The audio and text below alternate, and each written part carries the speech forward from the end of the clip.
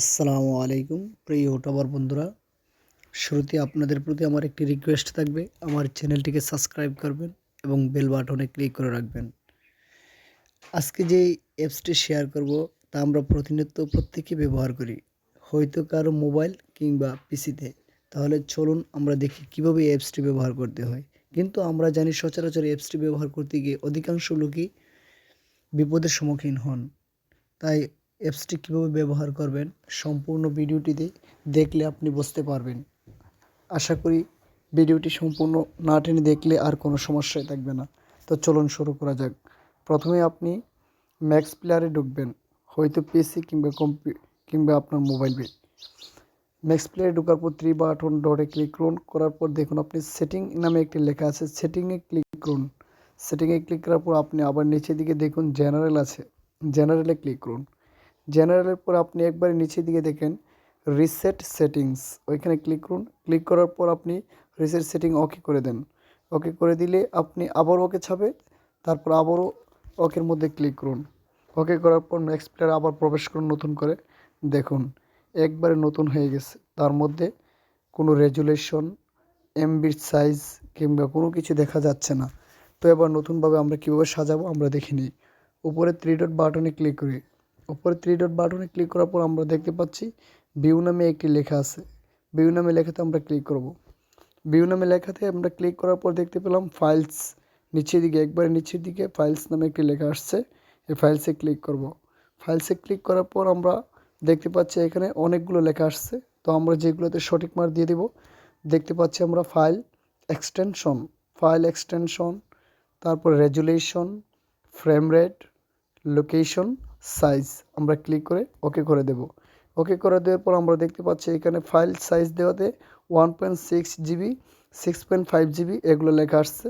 File resolution দেওয়াতে কোথায় কোথায় ক্যাশ ইমুলেটেড স্টোরেজ এগুলো দেখা যাচ্ছে। তো এবার আমরা আবারও সুন্দরভাবে সাজিয়ে নিই। আবারও থ্রি ডট বাটনে ক্লিক করি। করার পর আমরা নিচের দিকে দেখতে পাচ্ছি সেটিংস, আমরা সেটিংয়ে ক্লিক করব। সেটিংয়ে ক্লিক করার পর অ্যাট ফার্স্ট আমরা প্লেয়ার লেখাটি আছে প্লেয়ার লেখাতে ক্লিক করব। প্লেয়ার লেখাতে ক্লিক করার পর আমরা দেখতে পাচ্ছি উপরে স্টাইল একটা লেখা আছে, স্টাইলে ক্লিক করব। স্টাইলে ক্লিক করার পর আমরা দেখতে পাচ্ছি এখানে ডিফল্ট সেটিং করা আছে। ডিফল্টের জায়গায় আমরা ইনভার্স দিয়ে দেব, ইনভার্স দিয়ে ওকে দিয়ে দেব।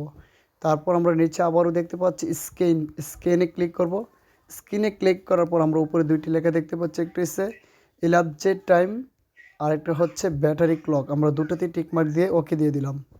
ওকে করার পর আমরা নিচের দিকে দেখতে পাচ্ছি প্লেব্যাক দিতে হলে আমরা প্লেব্যাকে নো দেব, যাতে নতুনভাবে ভিডিওটা আর না দেখায়।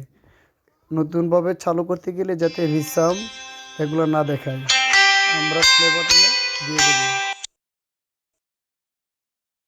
বাটনে দেওয়ার পর আমরা একটা ফোন আসছিল, সরি নিচের দিকে আমরা দেখতে পাচ্ছি ব্যাকগ্রাউন্ড প্লে দিয়ে আমরা টিকমার্ক দিয়ে দিলাম, কারণ ব্যাকগ্রাউন্ড প্লে দিলে দেখা যাচ্ছে যে এই ব্যাকগ্রাউন্ড প্লেতে আপনি যে কোনো ভিডিও গান অন করলে পিছনের দিকে আবার ব্যাক দিলে চলবে।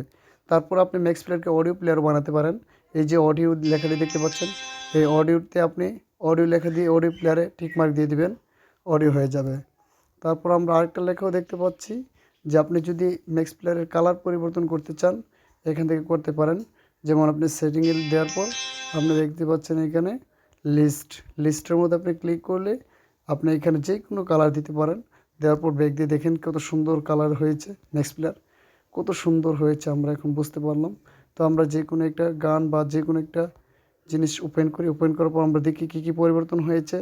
তো আমরা একটা গান ওপেন করলাম, আপনি দেখুন উপরের বাম পাশে 4 মিনিট 52 সেকেন্ড টোটাল গানটা দেখাচ্ছে, 5 সেকেন্ড চলছে, 41% চার্জ আছে, একটা 42 বাজে দেখাচ্ছে। তো আমরা অনেক কিছু দেখতে পেলাম। তো এভাবে আমরা ম্যাক্স প্লেয়ারকে সাজিয়ে নিলাম। তো আমি আশা করি আর কোনো সমস্যা থাকবে না। আচ্ছা, আরেকটা জিনিস আপনি করতে পারেন, থ্রি ডট বাটনে ক্লিক করার পর আপনি দেখেন এখানে যে কোনো একটা ফোল্ডার, আপনি এখন গোপনীয় কোনো জিনিস যদি ম্যাক্স প্লেয়ারের মধ্যে বেসে যায় রাখার পর, তাহলে আপনি কি করবেন? আপনি ধরুন এখানে একটা ফোল্ডার বের হলো, আপনি এটাকে হাইড করবেন, তাহলে আপনি এখানে চাপ দিয়ে ধরবেন। ধরার পর মার্ক আসার পর এই যে মার্ক হয়েছে অরিজিনালের মধ্যে দেখে মার্ক হয়েছে, থ্রি ডট বাটনে ক্লিক করে আপনি হাইড লেখাটা দেখতে পাচ্ছেন, হাইড ওকে দিয়ে দিলে ফোল্ডারটা আর দেখা যাবে না। তো আশা করি আপনারা সব কিছু বুঝতে পারছেন। এতক্ষণ সাথে থাকার জন্য আন্তরিকভাবে ধন্যবাদ জানাচ্ছি। আমার চ্যানেলটি সাবস্ক্রাইব করে সাথে থাকুন। পরবর্তী ভিডিওর জন্য অপেক্ষা করুন আর আমার জন্য দোয়া করবেন। ইনশাআল্লাহ আবার দেখা হবে। আসসালামু আলাইকুম।